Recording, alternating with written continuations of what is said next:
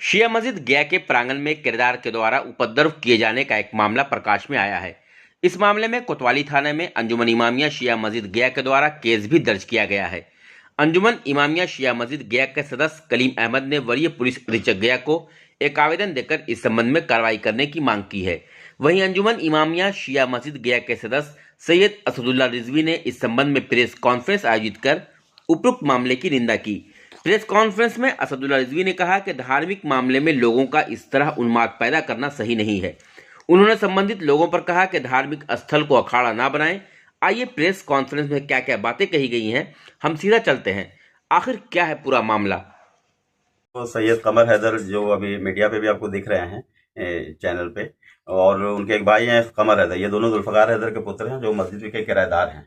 मस्जिद से एक मामला है कि उनको किराएदार उनका मकान खाली कराने की बात की गई थी, उनको नोटिस दिया गया था खाली करने के लिए, वो खाली नहीं कर रहे हैं और हाईकोर्ट चले गए थे। हाईकोर्ट से वापस आके अभी वो उसके बाद वो जो है ना किराया देते हैं। 1 साल हो गया, अभी तक कोई किराया मस्जिद को नहीं दे रहे हैं और किराया भी नहीं दे रहे हैं और तरह तरह के लोग गालियां अंजुमन के नाम से, अंजुमन के मेंबरान को, कमेटी को भद्दी भद्दी गालियां, बुरे बुरे आपत्तिजनक, किसी के खिलाफ भी आरटीआई जाके दाखिल कर देते हैं। कुछ मतलब परेशान करना, उनका मेंटली टॉर्चर करना उनका काम रह गया है।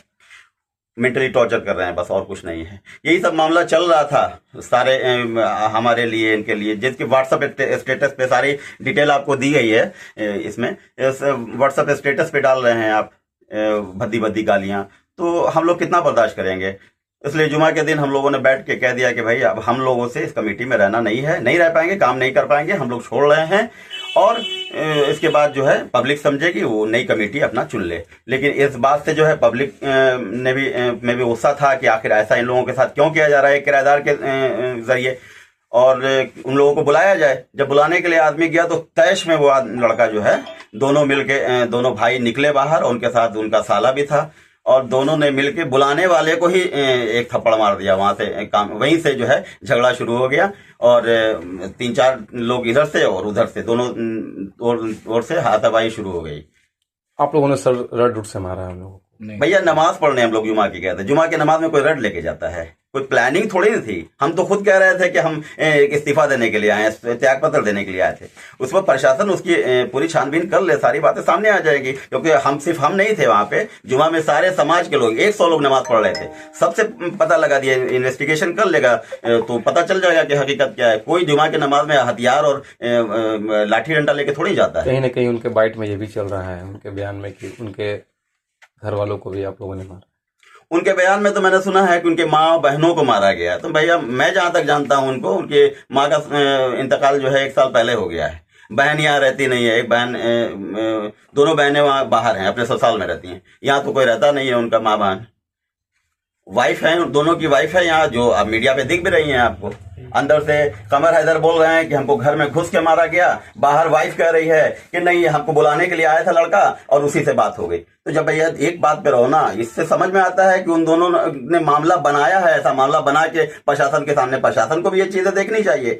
भाई मस्जिद से 100 लोग नमाज पढ़ने आए थे, उनके सामने वो लोग सही सलामत, बिना पट्टी के, बिना डैमेज हुए, बिना किसी इंजरी के, वो टोटो पे बैठ के सब गए हैं FIR करने के लिए, बोलते हुए गए कि जा रहे हैं, सबको जेल भेज देंगे, सारे लोगों को जेल भेज देंगे। और वहां जाके उन्होंने FIR करवाया है, अपने एप्लीकेशन दिया है। प्रशासन को चाहिए, कोतवाली प्रशासन को भी चाहिए कि वो अपने CCTV कैमरा को चेक करे कि ये बिना पट्टी के सुबह में आए, दिन में आए हैं 1-1:30 बजे, 2 बजे, और रात में जब इनका न्यूज चैनल पे आ रहा है तो वो पिलग्रिम में एडमिट हैं। ये क्या है? क्यों क्यों ऐसा किया जा रहा है? भैया आपको जो कहना है वो सही से कहिए। आप RTI के चैनल, न्यूज चैनल चला दे रहे हैं कि RTI के बदले के करने पर ऐसा किया गया। भैया RTI ये आज नया नहीं डाल रहे हैं, या हम लोग को नहीं मालूम है कि RTI डाल रहे हैं। वो बोल के डालते हैं, बाकायदा हम लोग को कह के डालते हैं कि देखिए आपके खिलाफ RTI डाला गया है। तो ऐसा कुछ बात नहीं, RTI डालो, RTI से जो हकीकत रहेगी वही सामने आएगी ना। अब आप कहते हैं 80 लाख रुपया आया, 80 लाख का फंड कहां से आया? इसका कोई मीडिया के पास, मीडिया ने पूछा उनसे कि क्या एविडेंस है उनके पास 80 लाख रुपए का? 80 लाख का फंड कोई मामूली फंड तो नहीं होता है। 80 लाख का फंड आया तो मीडिया को चाहिए था कि उसका पूछा जाए कि क्या एविडेंस है, क्यों आप कह रहे हैं। हमको कोई कल को 8 करोड़ रुपए, 80 करोड़ रुपए कह देगा तो मीडिया तो उसको भी चला देगा।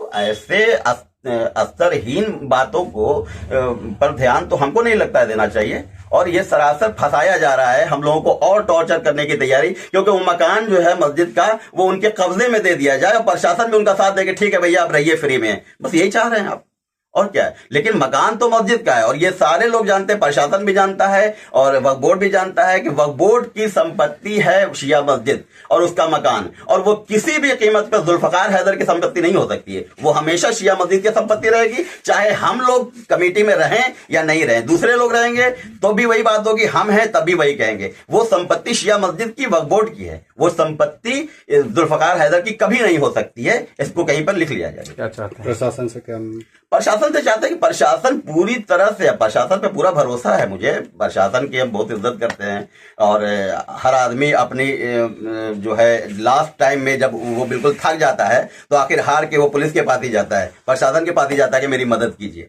तो वो लोग तो किस तरह से गए वो न्यूज चैनल पे ही समझ में आ रहा है, वो डिफरेंसेस जो है बातों में उनके डिफरेंसेस जो आ रहे हैं उससे ही समझ में आ रहा है झूठ बोल रहे हैं। प्रशासन को चाहिए कि पूरी तरह से इसकी इंक्वायरी होनी चाहिए और हम भी आपके साथ हैं, हम जहां तक होगा प्रशासन के साथ देंगे इसमें कि उसकी पूरी तरह से इंक्वायरी होनी चाहिए और जो दोषी हैं उन पे कार्रवाई की जाए, इसमें कोई नहीं, क्योंकि हम भी वहां के मस्जिद की मैनेजिंग कमेटी को देखते हैं, हम वहां की व्यवस्था को बनाए रखने के लिए हर संभव कोशिश करते हैं और कभी नहीं चाहेंगे कि मस्जिद में कोई अप्रिय घटना हो, हमेशा से यही कोशिश रही है हमारी। क्या नाम है?